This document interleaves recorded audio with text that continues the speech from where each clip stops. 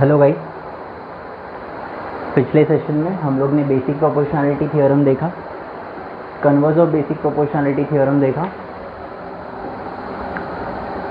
Applications हमने start किया था बेसिक प्रोपोर्शनैलिटी थ्योरम का, और उसमें से first part angle bisector theorem हम लोग ने सीख लिया था। अब ये with respect to practice set 1.2 है, ठीक है। 1.1 के पहले वाला बेसिक जो था वो हम लोग ने देख लिया, उसके बाद प्रैक्टिस सेट 1.1 भी कर लिया। प्रैक्टिस सेट 1.2 के पहले ये बेसिक्स है जो हमको तैयार करने हैं, so that we can start with practice set 1.2। तो नेक्स्ट जो है यहाँ पे that is converse of angle bisector theorem. Converse of angle bisector theorem, तो जैसे converse of basic proportionality theorem के लिए नो प्रूफ, कोई प्रूफ नहीं था, वैसे ही converse of basic proportionality theorem के लिए भी कोई प्रूफ नहीं होगा, नो प्रूफ, ठीक है। लेकिन इसको समझना है तो क्या होता है converse of angle bisector theorem, pay attention. उससे पहले मैं एक बार फिर से एंगल बाइसेक्टर थ्योरम में हमने क्या किया था ये रिपीट कर लेता हूँ। एंगल बाइसेक्टर थ्योरम में कैसा था, अगर एक ट्रायंगल है, मान लो ट्रायंगल का नाम है PQR, और मैंने किसी एक एंगल का बाइसेक्टर बना दिया, जैसे अगर एंगल P का बाइसेक्टर बनाया तो वो अपोजिट साइड को कहीं ना कहीं कट करेगा। हमारे केस में हम लोग S ले लेते हैं, तो ये दोनों एंगल क्या हो जाएंगे, इक्वल हो जाएंगे। क्यों? क्योंकि PS एंगल बाइसेक्टर है। तो हमने क्या देखा था कि अगर PS एंगल बाइसेक्टर है, मतलब गिवन में क्या था, PS is bisector of angle P, ठीक है। तो हमको क्या प्रूव करना था, हमको ऐसा प्रूव करना था टू प्रूव दैट कि angle bisector of an angle of triangle divides the opposite side in the ratio of remaining side. Opposite side का रेशियो क्या है, QS, और यहाँ पे क्या है, SR, in the ratio of remaining side. ये बात मैंने आपको ध्यान रखने को बोला था। मैंने बोला था अगर QS पहले आए तो QS से जुड़ा हुआ ही साइड उसके सामने आएगा, that is PQ upon SR से जुड़ा हुआ साइड कौन सा है, PR। ये हमको प्रूव करना था, और हमने ये प्रूव कर भी लिया था एंगल बाइसेक्टर थ्योरम में। तो उसका कन्वर्स क्या बोलता है, एग्जैक्टली कन्वर्स में क्या होता है, जो प्रूव करना होता है वो गिवन होता है, और जो दिया हुआ होता है दैट इज गिवन, वो हमको प्रूव करना होता है। कहने का मतलब, बस यहाँ पर डायग्राम मैं थोड़ा चेंज कर लेता हूँ। Converse of angle bisector theorem,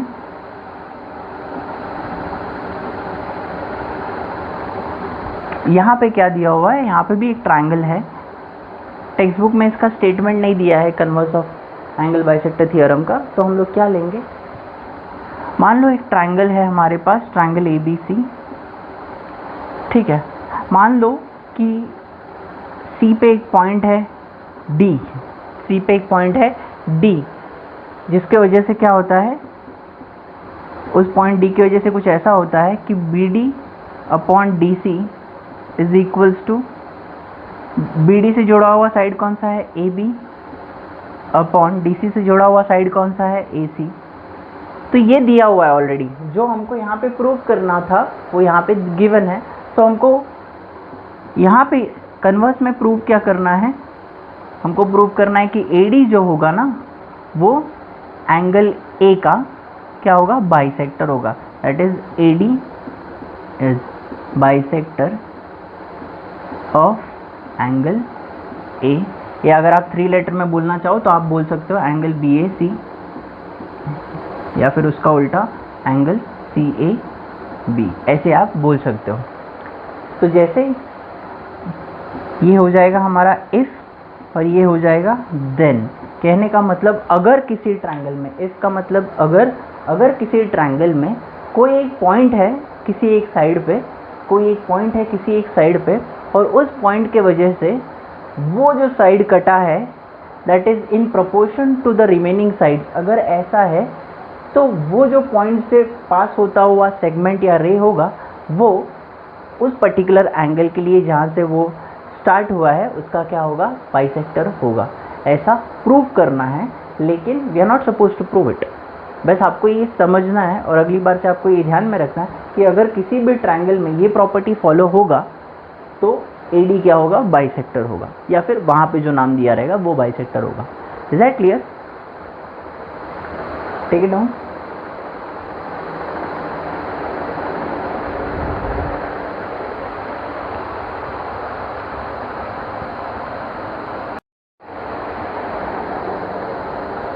ठीक है, अभी जो अगला वाला है वो स्टार्ट करने से पहले आप ये ध्यान में रखो कि आपको ये ऐसा लिखना है। मैंने आपको पहले भी बताया था, फुल स्केप में आपको ऐसा लिख के रखना है। इसके पहले वाला क्या आएगा, वो जो ABCD हमने सीखा था प्रैक्टिस सेट 1.1 के पहले, that is properties of ratios of areas of two triangles. वो उसमें हम लोग ने 4 प्रॉपर्टीज देखे थे, वो आपको ABCD लिखना है। उसके बाद BPT आया, उसके बाद कन्वर्स ऑफ BPT आया, उसके बाद एप्लीकेशंस ऑफ BPT आया।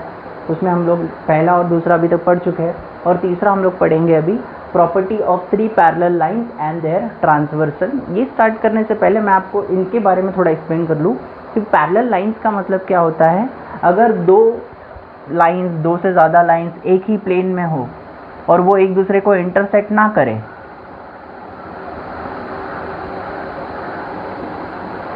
ठीक है, आपको ध्यान में रखना है कि लाइन का नाम लेते वक्त या लिखते वक्त आपको हमेशा स्मॉल लेटर में लिखना है।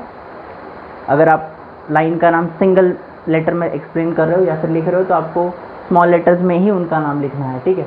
तो अब ये 3 लाइन हो गए एक ही प्लेन में। एक ही प्लेन में मतलब एक ही सरफेस पे, जो एक दूसरे को क्या कर रहे हैं, क्या नहीं कर रहे, इंटरसेक्ट नहीं कर रहे।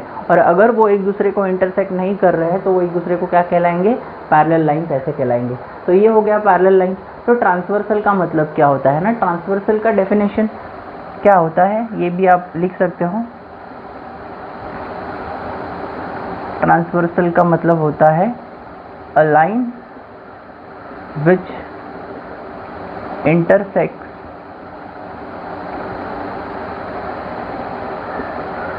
given lines in a plane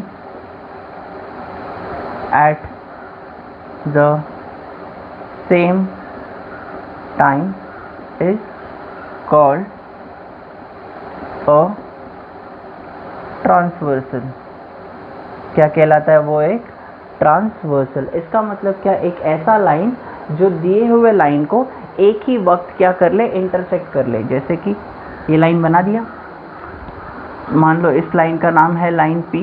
तो लाइन P ने क्या किया, लाइन L, M और N को एक ही वक्त इंटरसेक्ट कर दिया। तो वो लाइन P क्या कहलाएगा, ये कहलाएगा ट्रांसवर्सल, ठीक है। अब 2 लाइंस के बीच में जो सेगमेंट तैयार होता है ना, यहाँ पे एक सेगमेंट तैयार हुआ, यहाँ पे एक सेगमेंट तैयार हुआ, दिख रहा होगा आपको। ये जो सेगमेंट तैयार हुआ,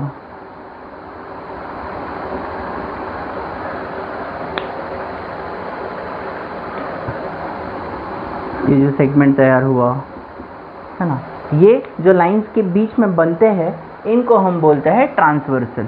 तो ये तो पॉइंट है तो इसको कैपिटल में लिखना पड़ेगा। मान लो मैंने बोल दिया A है, ये B है और ये C है, तो ये जो है ये क्या कहलाएगा, इंटरसेप्ट, ठीक है। ये भी जो है ये क्या कहलाएगा,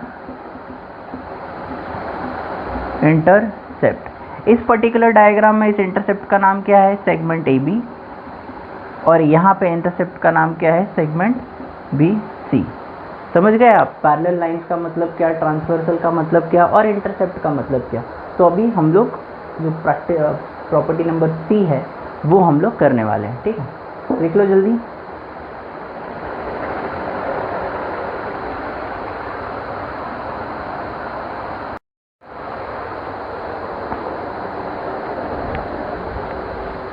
तो अगला वाला स्टेटमेंट ऐसा है, आपको जो यहाँ पे लिखा था मैंने C, property of 3 parallel lines and their transversal, पहले तो वो ऊपर लिखना है और उसके बाद आप उसका स्टेटमेंट लिख लोगे।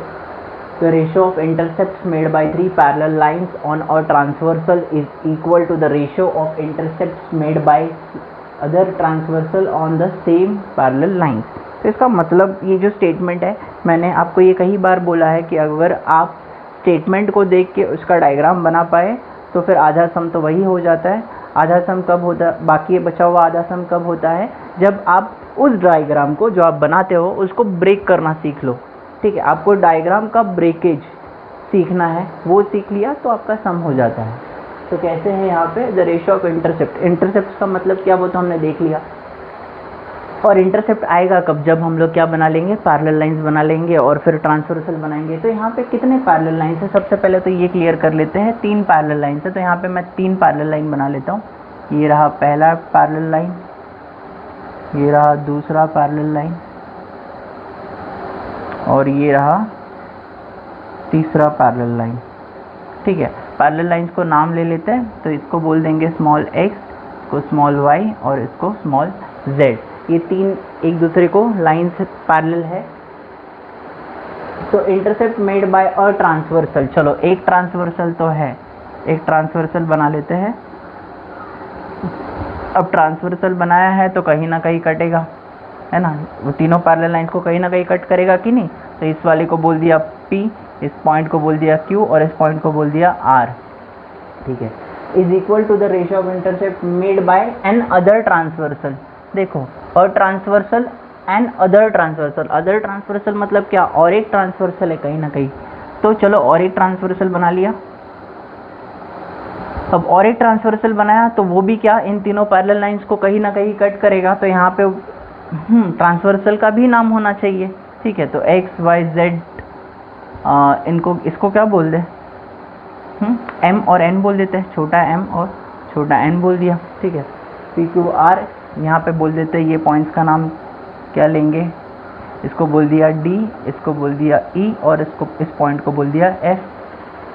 ठीक है, तो फिर से अब स्टेटमेंट की तरफ थोड़ी देर नहीं देखते, यहाँ पे देख लेते हैं।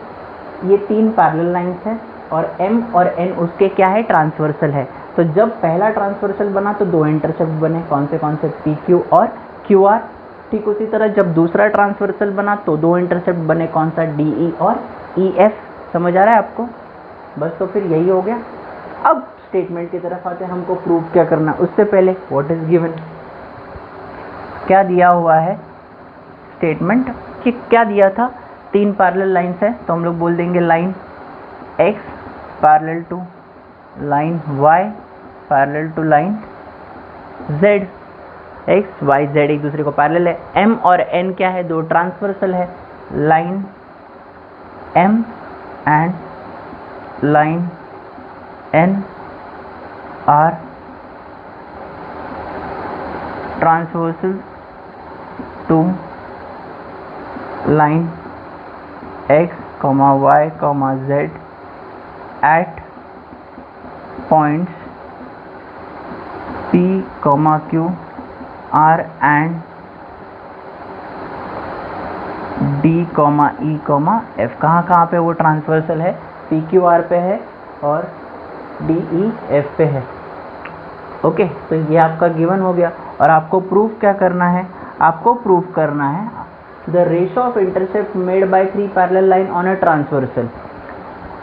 3 पैरेलल लाइन मिलके ये ट्रांसवर्सल पे कौन सा इंटरसेप्ट बनाते हैं, ट्रांसवर्सल M पे। एक तो PQ है और एक दूसरा क्या है, QR है। वो लोग बोलते हैं रेशियो ऑफ इंटरसेप्ट। तो रेशियो ऑफ इंटरसेप्ट, तो उसका रेशियो ले लेते हैं, PQ, दूसरा इंटरसेप्ट क्या है, QR। The ratio of intercept made by 3 parallel line, 3 parallel line जो M पे रेशियो इंटरसेप्ट बनाते हैं उनका ratio is equal to ratio of intercept made on any other transversal by the same parallel line. तो यही 3 parallel line दूसरे transversal पे कौन सा रेशियो बनाते हैं, कौन सा इंटरसेप्ट बनाते हैं, D E and E F. Is equal to हमको प्रूव करना है D E upon E F. फिर से स्टेटमेंट बताता हूँ, the ratio of intercept made by 3 parallel line on a transversal. ये 3 पैरेलल लाइन इस ट्रांसवर्सल पे कौन सा इंटरसेप्ट बनाते हैं, पी क्यू और क्यू आर। तो इनका रेशियो निकाल लो। और यही 3 पैरेलल लाइन दूसरे ट्रांसवर्सल पे कौन सा इंटरसेप्ट बनाते हैं, डी ई और ई एफ। वो प्रूव करना चाहते हैं, they want us to prove that is examiners वो लोग चाहते हैं कि हम लोग इन दोनों रेशियोज को इक्वल प्रूव करें, that is P Q upon Q R is equal to D E upon E F. Okay, ये हमको प्रूव करना है। Take it down quickly.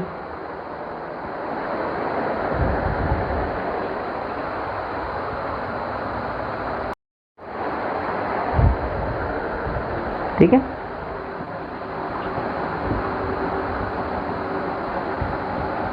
अब ये प्रूव करने के लिए हम लोग को एक छोटा सा कंस्ट्रक्शन लेना है, और कंस्ट्रक्शन कैसा रहेगा?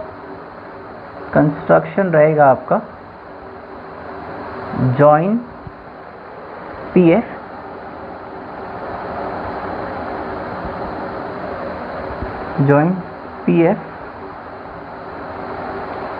सच that it intersect. P F ने किसको इंटरसेक्ट किया? क्यू ई को। कहाँ पे इंटरसेक्ट किया? कोई तो नाम देना पड़ेगा। D E F M N, क्या बोल देते हैं? ओ। क्या बोल दिया? O. Intersect Q E at O. Okay, तो ये हो गया P F such that it intersect Q E at O. चलो, अभी मैं दो डायग्राम्स मैंने आपको पहले भी बताया, फिर से बोल रहा हूँ। पहला हाफ सम का ख़त्म हो जाएगा जब आप डायग्राम बनाना सीख लो, और दूसरा हाफ ख़त्म हो जाएगा जब आप उसका ब्रेकेज कर लो। तो यहाँ पे मैं आपको ब्रेकेज बना के देता हूँ, और जैसे ही ब्रेकेज बन जाएगा सम विल बी डन। यहाँ पे मैंने बनाया ये वाला ट्रायंगल पी आर एफ, दिख रहा है आपको? ये वाला ट्रायंगल, और इस तरफ है क्यू और इस तरफ है ओ, और ये दोनों ऐसे जॉइन है। ठीक है, अब ध्यान दो, आप लोग जानते हो कि ये जो लाइंस है x, y और z, ये एक दूसरे को क्या है? पैरेलल है। तो उसी का हिस्सा मैंने यहाँ पे बनाया है, तो ये दोनों भी एक दूसरे को पैरेलल ही होंगे, उसमें तो कोई डाउट नहीं है। वही पार्ट यहाँ पे बना है, बराबर। तो अगर फिर से अगर किसी ट्रायंगल में आप पैरेलल लाइंस का कंसेप्ट देखते हो, तो आपके दिमाग में क्या आना चाहिए? Basic proportionality theorem.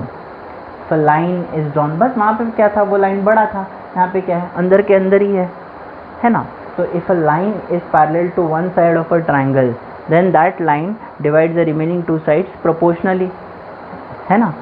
तो इसका मतलब P Q upon Q R is equal to P O upon O F. Basic proportionality theorem apply कर दिया। समझ में आ रहा है? तो इसका प्रूफ कैसे होगा? प्रूफ फर्स्ट पार्ट में आप क्या लिख लोगे? इन ट्रायंगल, क्या नाम है? P R F, Q O is parallel to R F, segment Q O is parallel to segment R F. तो इसका रीज़न क्या होगा? तो इसका रीज़न तो ये रहेगा, सर आप लोग ने बोला था ये तीनों लाइन एक दूसरे को पैरेलल है, तो उसी का ये हिस्सा है, और आर एफ जेड का हिस्सा है।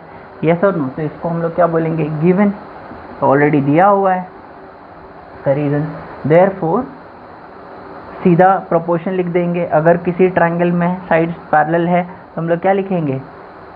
P Q upon Q R becomes equal to P O upon O F. और इसका रीज़न क्या रहेगा? बेसिक प्रोपोर्शनैलिटी थ्योरम, बीपीटी आप लिख सकते हो एग्ज़ाम में भी।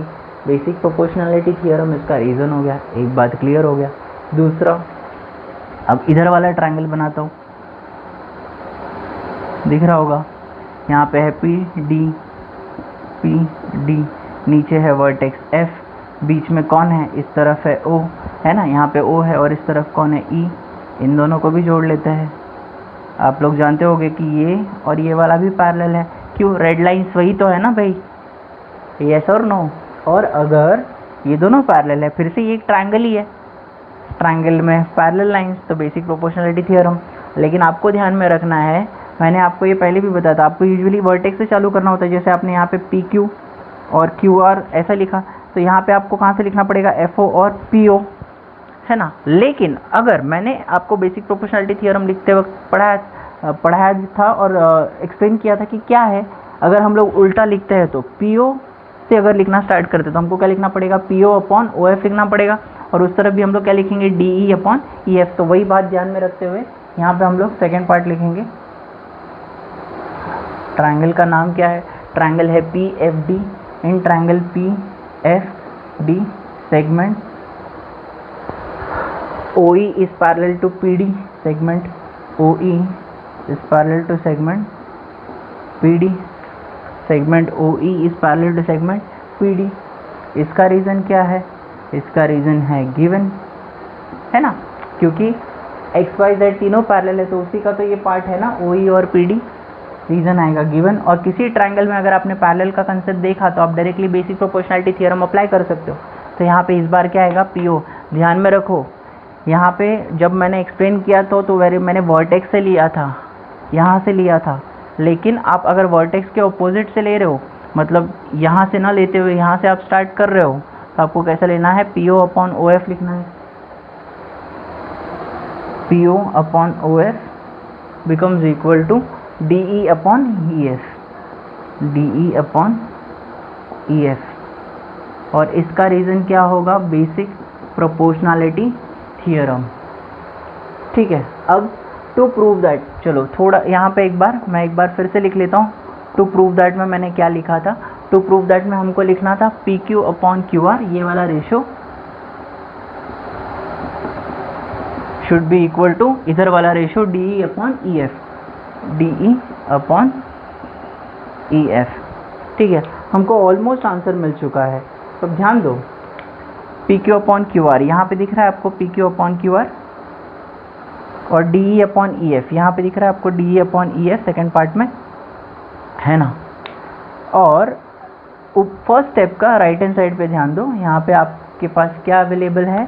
यहाँ पे आपके पास अवेलेबल है ये PO अपॉन OF, और सेकेंड पार्ट में भी देखो लेफ्ट हैंड साइड में क्या है? PO अपॉन OF, मतलब PO अपॉन OF और PO अपॉन OF दोनों के पास है। फर्स्ट स्टेप में भी है, सेकेंड स्टेप में भी है, बराबर। और अगर आप लोग जानते हो ये ट्रांजिटिविटी बोलते हैं इसको, अगर A B को इक्वल है और B C को इक्वल है, अगर A B को इक्वल है और B C को इक्वल है, तो A और C भी एक दूसरे को क्या हो जाते हैं? इक्वल। इसको हम क्या बोलते हैं? ट्रांजिटिविटी बोलते हैं, बराबर। तो वही प्रॉपर्टी पे बेस्ड यहाँ पे भी PO अपॉन OF है और यहाँ पे भी PO अपॉन OF है, तो PQ upon QR will be equal to DE upon EF। कैसे लिखेंगे इसको? डायरेक्टली हम लोग थर्ड स्टेप में ये इंट्रोड्यूस कर सकते हैं।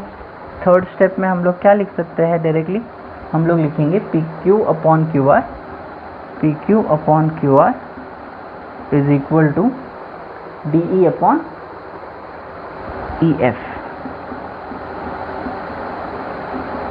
इसका रीज़न क्या आएगा? फ्रॉम 1 एंड 2, 1 और 2 में हम लोग ने ट्रांजिटिविटी अप्लाई करके ये लिख लिया, बराबर है।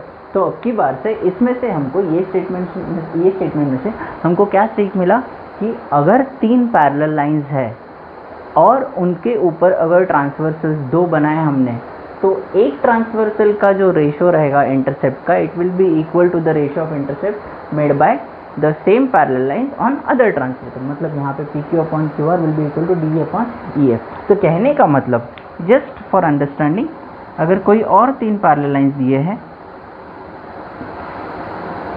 और ये हो गया ट्रांसवर्सल्स, तो अगर यहाँ पे X Y Z है, यहाँ पे L M N है, तो बस आपको ये ध्यान में रखना है कि XY upon YZ will be equal to LM upon MN। आप उल्टा भी लिख सकते हो, YZ upon XY will be equal to, उसके YZ के सामने कौन है? MN upon LM। ठीक है, तो बस ये ध्यान में रखना है आपको। Now please take it down.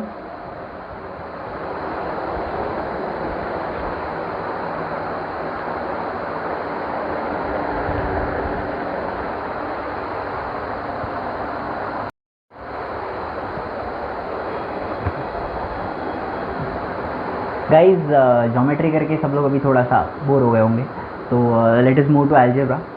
Algebra में टोटल यू हैव 6 चैप्टर्स। तो जैसे मैंने ज्योमेट्री की डिस्ट्रीब्यूशन बताया था विद रिस्पेक्ट टू मार्क्स, यहाँ पे भी distribution with respect two marks लिखा है, और ये एक्सप्लेन करने की ज़रूरत नहीं होगी क्योंकि आपने ज्योमेट्री वाला देखा ही होगा, तो ये आपको समझ रहा होगा, आपको रिलेट कर सकते हो अभी।